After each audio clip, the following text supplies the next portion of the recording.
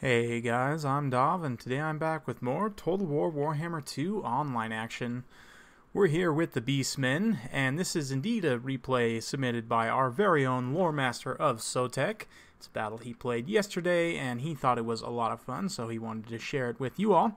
So let's go ahead and take a look. For his lord, he's got Malagor the Dark Omen, who has a better regeneration to his Winds of Magic than any other Beastman caster. He's carrying Viletide and Devolve for some direct damage, and as well as Traderkin, just to refresh that Bestial Surge, of course. Gives that 9% vigor every time you cast a spell. Very strong.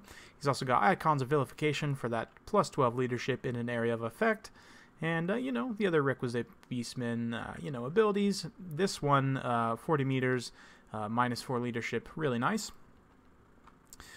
In addition, his front line, he's got a mix of Best Gore Herd and Gore Herds. Looks like he's got 3 Gore Herds and 3 Best Gore. He's got a Cygor with an Ungor Spearman Herd for support.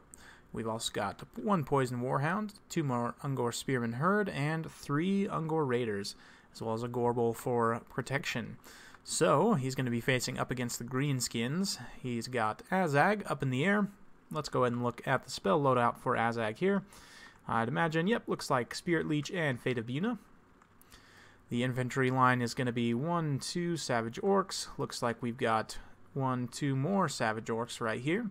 Let's see, 1, 2, 3, 4 Black Orcs.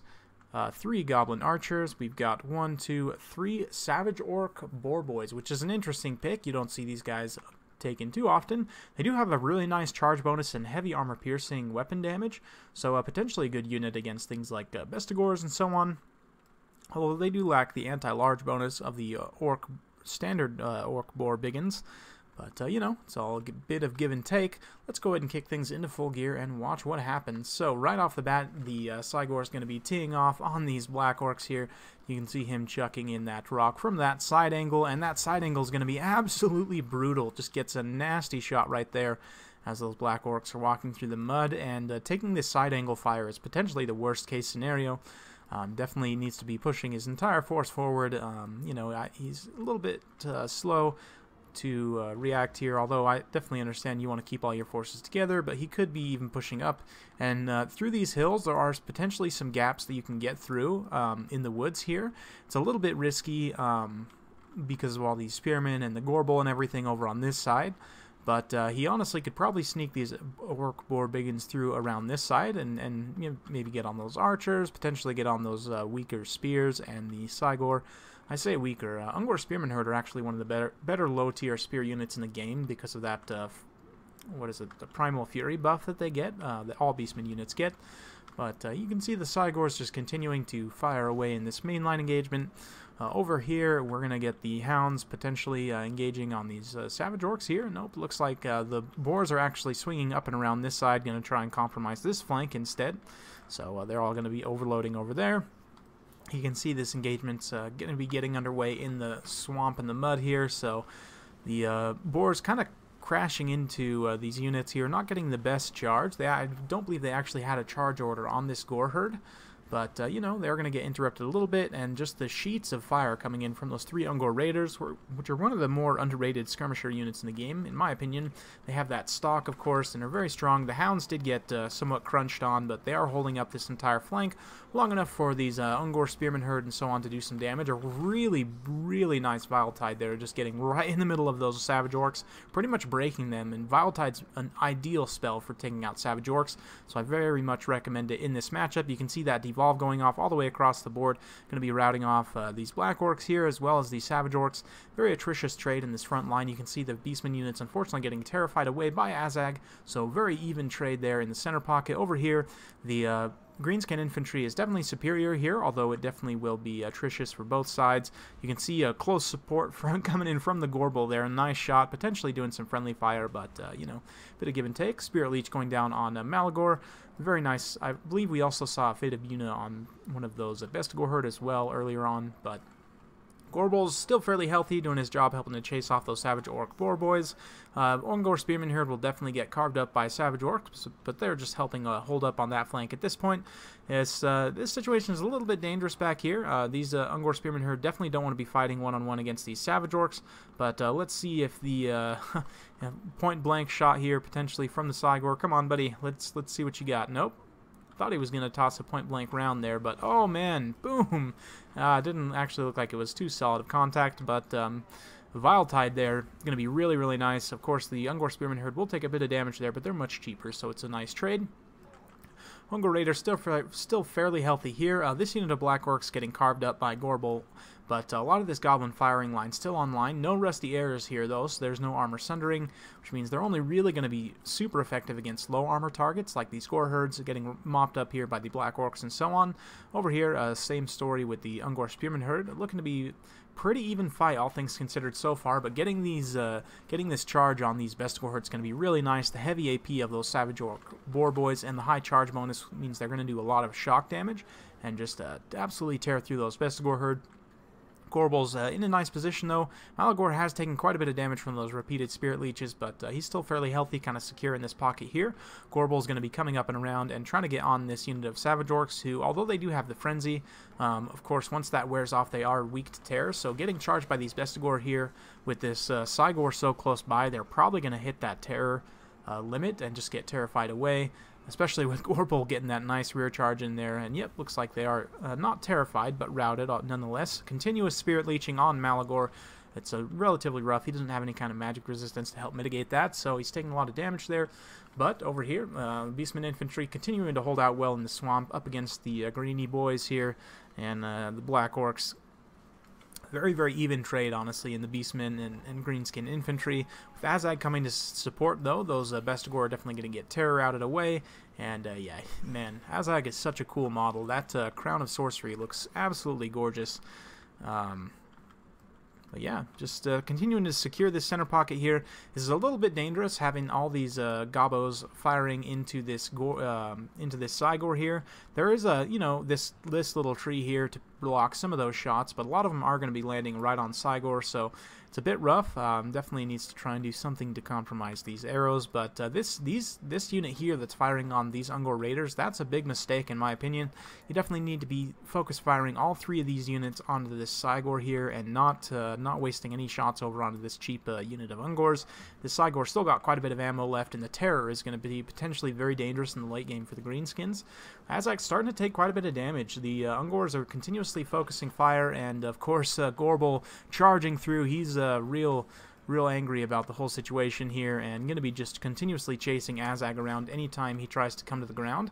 Gorbel's still very healthy, so anytime Azag goes back up in the air, Gorbel can just turn his attention onto the Black Orcs here. You saw that beautiful Vile Tide going off, just messed up quite a few of those Gobos. And yeah, the rocks are also being thrown into this Gobbo firing line here. You can see Azag charging in down on that side, and immediately Gorbel's going to go get some of that. Clean miss there by the Cygor.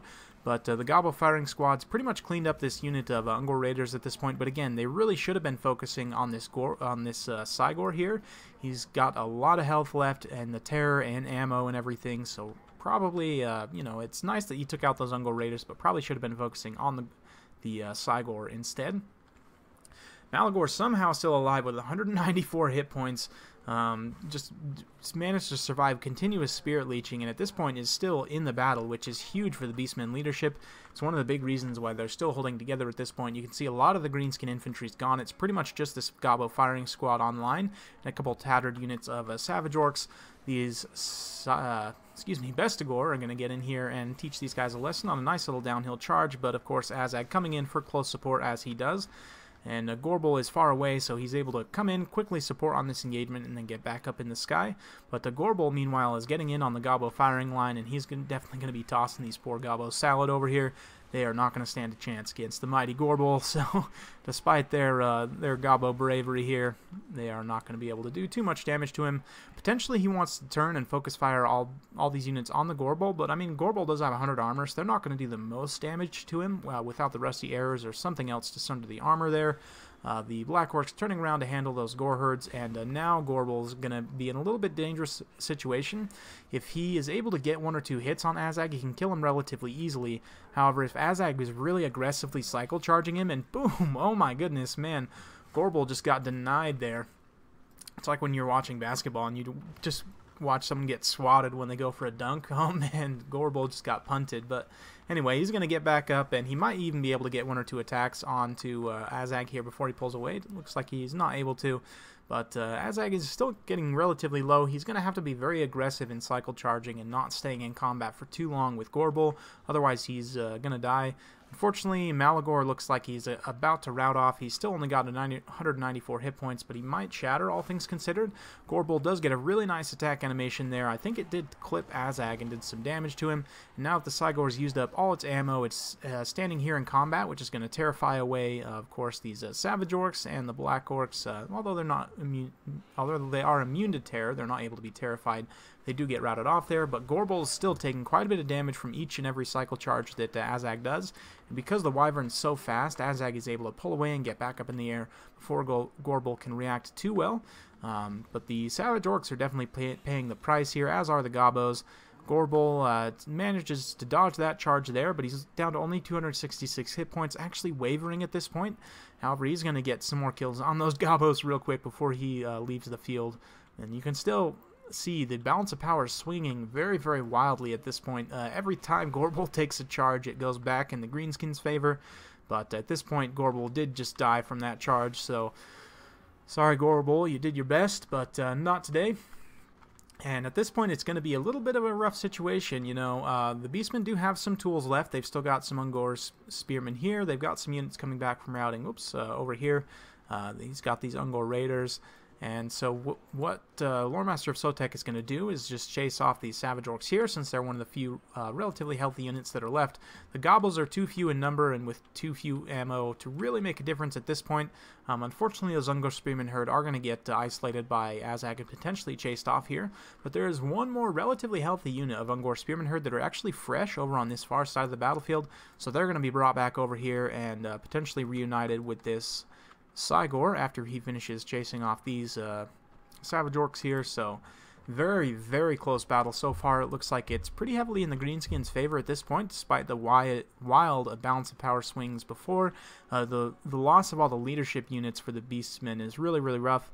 Azag wisely not wanting to charge down into these Ungor Spearmen herd. He could potentially do a lot of shock damage on the charge and just terrify them off immediately, but if he doesn't, he's going to take a lot of damage as these fresh Ungor Spearmen herd turn around and start to use that the small anti-large bonus. I say small. 12 is actually pretty decent, especially for a unit as low tier as this. But Azag now going to be trying his luck with the Cygor there, getting a little bit of cycle charging, but it's not going to be enough.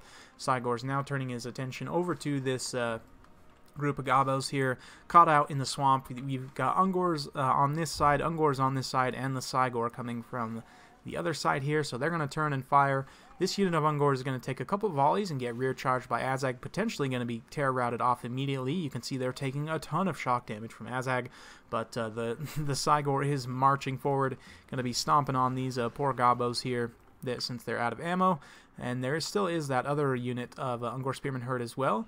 Azag's leadership is wavering, though. He's only got 688 hit points, and he's really, really not too happy about this situation. You can see the balance of power swung back in the Beastman's favor, and this unit of Goblin Archers now shattered. If he can manage to shatter these other two units of Gobbo Archers, or even terrify them away, that might be enough to trigger army losses.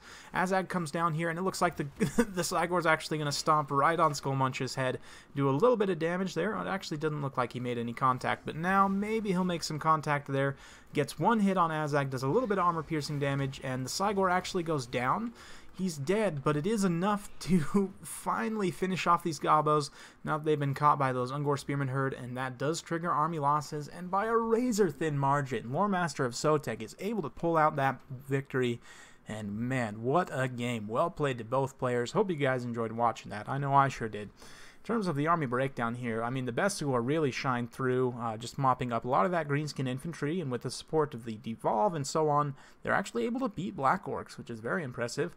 The Ungor Raiders are kind of a clutch unit. They definitely got some good HP damage done, you know, on some of these low armor targets, and were pretty clutch in that late game and helping to finish off Azag as well.